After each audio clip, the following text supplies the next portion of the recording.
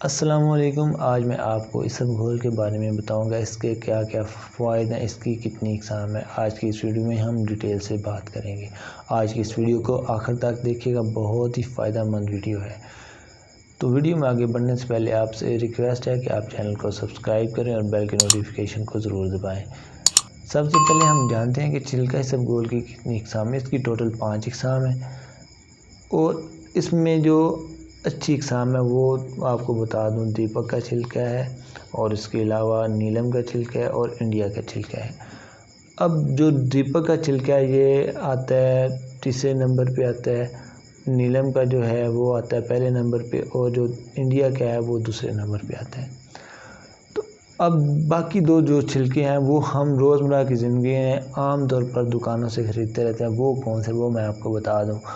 एक होता है जी, चावलों की फुल्कियों का छिलका बनता है, उनको ग्राइंड किया जाता है, उसके बाद उसके अंदर कुछ हल्का सा छिलका मिक्स करके बाज़ार में भेज दिया जाता है, जो कि हमें अक्सर 800 रुपये 1200 रुपये किलो की शक्ल में हमें मिलता है।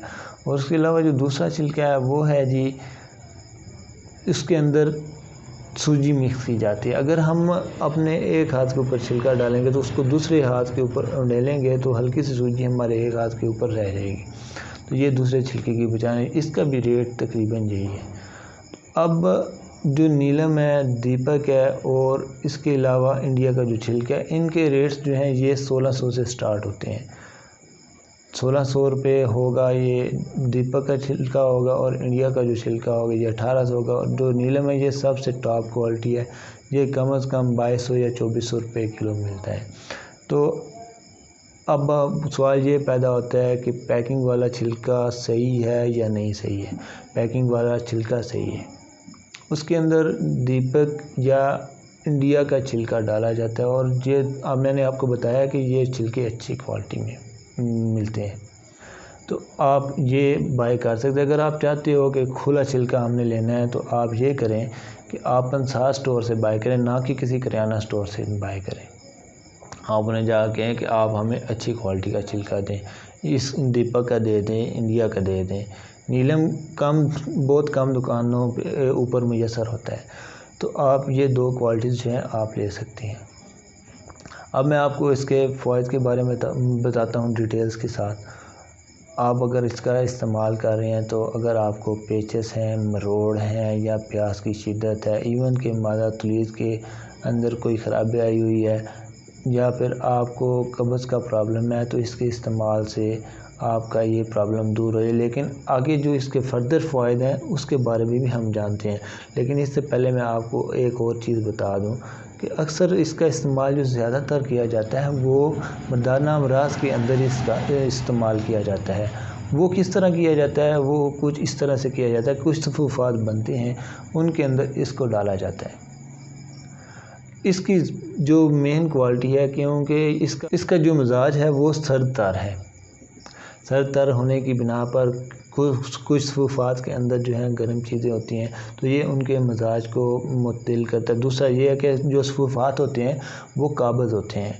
काबज़ होने की वजह से छिलका इसबगोल अगर इस्तेमाल उसके अंदर कर लिया जाए तो उनकी कब्ज़ वाला प्रॉब्लम जो है वो दूर हो जाता है। और एक चीज़ का आपने ख़ास तौर पर ख्याल रखना है, आप जो नुस्खा बनवा रहे हैं कहीं वो आप नुस्खा ज़ाया तो नहीं अपना कर रहे। वो उसमें अब क्या चीज़ आती है फर्दर, वो ये चीज़ आती है कि आप जब नुस्खा बनवा रहे होते हैं तो आपने इसमें एक चीज़ का ख़ास तौर पर ख्याल रखना है। वो ये है कि आपने जब आप नुस्खा बनवा रहे हो आपने सफ़ूफ़ के अंदर जो है छिलका इसबगोल साबुत डालना है, ना कि ग्राइंड करके।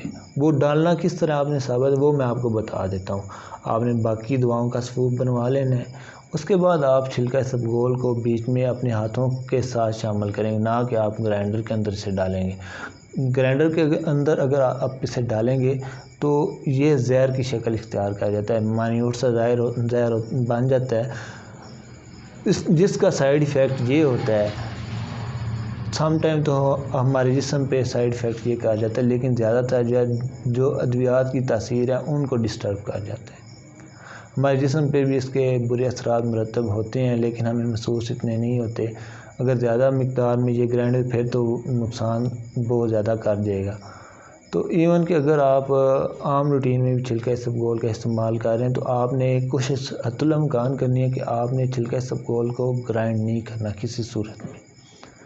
तो अब मैं आपको डिटेल्स के साथ बता देता हूँ कि आप मुख्तलिफ बीमारियों के अंदर इसका किस तरह इस्तेमाल कर सकते हैं। अगर आपको पेचेस का प्रॉब्लम है तो उसके भी 2 मेथड्स हैं। अब मैं आपको बता दूं, आपने कुछ करना इस तरह से है कि 1 चम्मच आपने छिलका इसबगोल के मुंह में डालने है, ऊपर से पानी पी लेना है।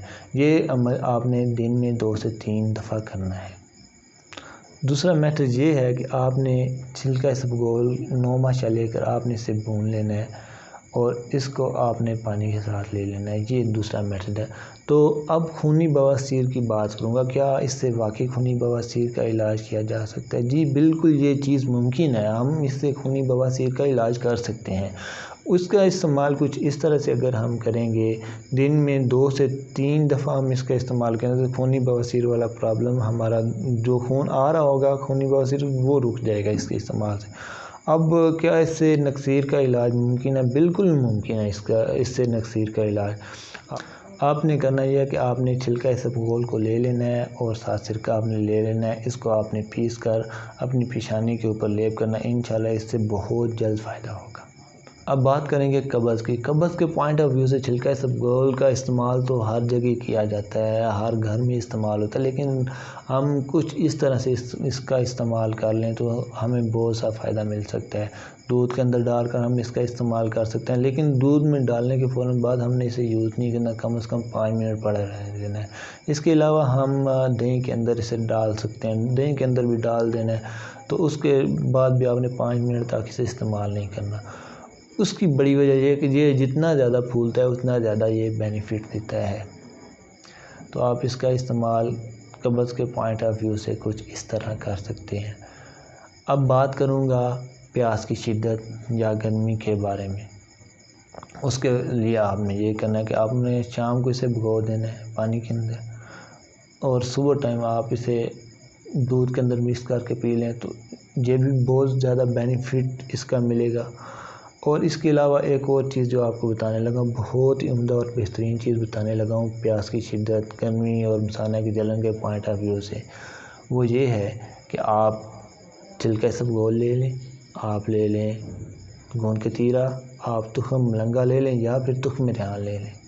ये 3 चीज़ें हैं, आपने इनको अलग अलग बर्तन के अंदर डालकर भिगो देना है। 1-1 चम्मच आप ले लें, तकरीबन 1 चम्मच बन जाती है 7 माशा से 9 माशा या 5 माशा बन जाती है, क्योंकि इनके वेट का फ़र्क होता है, तो उस हिसाब से आप ले लें। तो आप इनको मुख्तलिफ बर्तन के अंदर भिगो दें और सुबह के टाइम आप दूध ले लें, उनके अंदर आप इन्हें मिक्स कर लेंगे, तो इंशाल्लाह इसके इस्तेमाल से आपके मसाना की जलन भी दूर हो जाएगी, खून के अंदर अगर आपको गर्मी है तो वो भी दूर हो जाएगी और आपकी प्यास की शिद्दत भी इंशाल्लाह इसके इस्तेमाल से कम हो जाएगी। तो मज़ीद मालूमात के लिए हेल्थ बीमारी यूट्यूब चैनल को देखते रहिए।